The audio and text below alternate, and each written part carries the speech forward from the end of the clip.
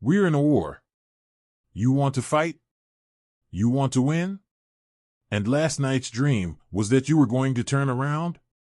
All of you, come to me. It really starts now. I'm at a swell party. This is. Yeah.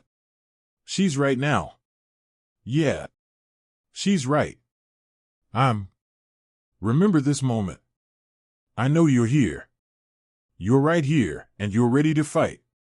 Welcome back, everyone. It's Charlie. Star Wars just dropped the Andor Season 2 trailer. There's a bunch of new footage, so we'll break it all down. There are also some details about how they're structuring the season, as this will be the final one. If you're new to the channel, I'll be covering all the episodes, just like I did for Season 1. Be sure to subscribe to stay updated. Andor Season 2 is likely to go down as the highest quality Star Wars production in the Disney Plus era. The big news is that the season will be released in a slightly different way. They're structuring it as 4 chapters, each consisting of 3 episodes, which will cover the 5-year gap leading up to Rogue One.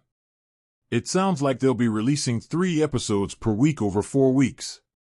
If you remember Season 1, the episodes were relatively short. This release strategy means we'll be getting over an hour of content per week. While it's technically only 4 weeks of episodes, it's really more like a standard weekly release schedule, just condensed into a month. One of the reasons the show is ending is its high production costs. It's significantly more expensive than other Star Wars series, but the quality is top tier. The budget was definitely well spent. The trailer also includes more characters from Rogue One, including some major ones. Orson Krennic is confirmed, overseeing the construction of the Death Star, as hinted at in the post-credits scene from Season 1. We see him relishing the moment, enjoying the construction progress. There's also a Mads Mikkelsen cameo as Galen Erso by the end of the season. There's a lot they haven't shown in the trailer, likely saving big reveals for the actual episodes. A Darth Vader cameo is possible since he's actively hunting down the rebels at this point. The show seems to be leading to the moment when the disparate rebel cells finally unite into the Rebel Alliance we know from the original trilogy. A Palpatine cameo, however, seems unlikely. There's already enough happening without needing to squeeze him in. The trailer breaks down into several key action sequences, including fights, explosions, and mission operations. One scene features a massive protest in a town square, with stormtroopers charging in. Another shows Andor infiltrating an Imperial facility, possibly stealing a TIE Avenger.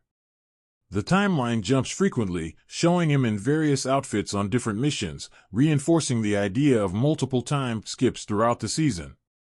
We also see Yavin 4, with Andor wearing his Rogue One outfit. X-Wings and pilots are preparing for battle. His voiceover suggests he's on a heist, though details are unclear. A dramatic shot shows him piloting the TIE Avenger, seemingly attacking a tank. Saw Gerrera is back, taking part in multiple missions. Mon Mothma, meanwhile, attends a lavish Coruscant party where she appears to lose control, something we've never seen from her before.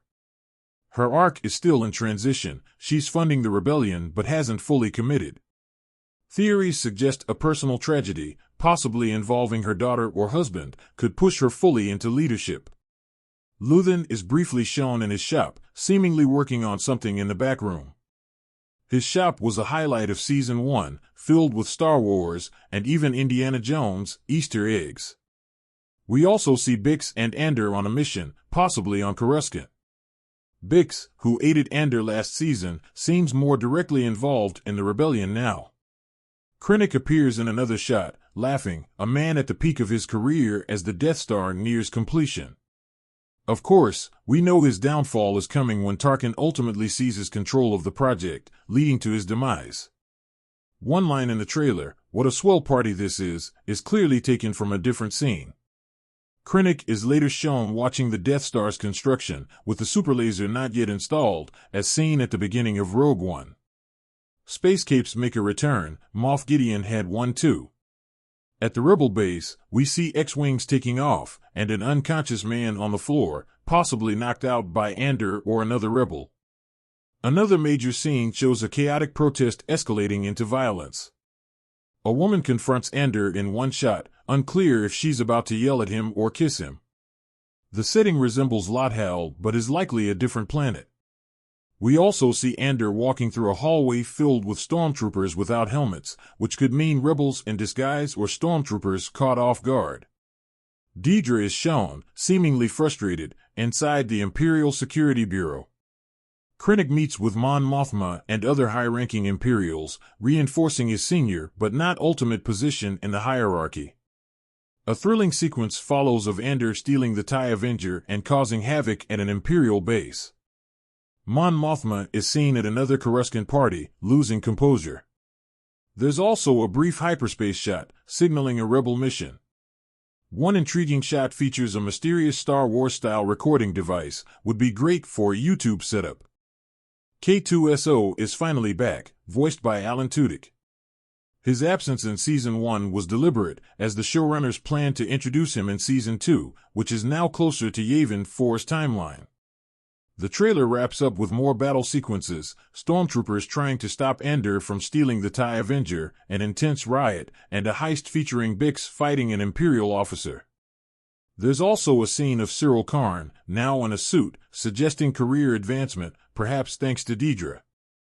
Their dynamic remains oddly dysfunctional.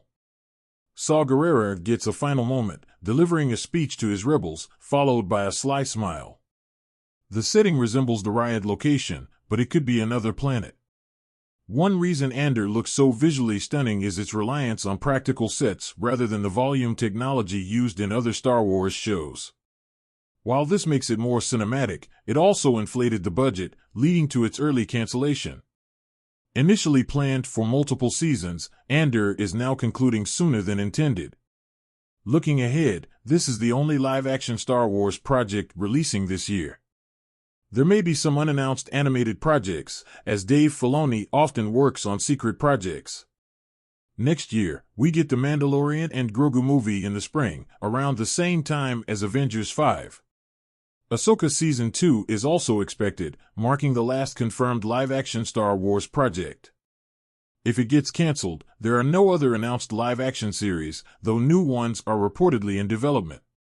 Disney is waiting until production begins before making announcements, likely a wise decision.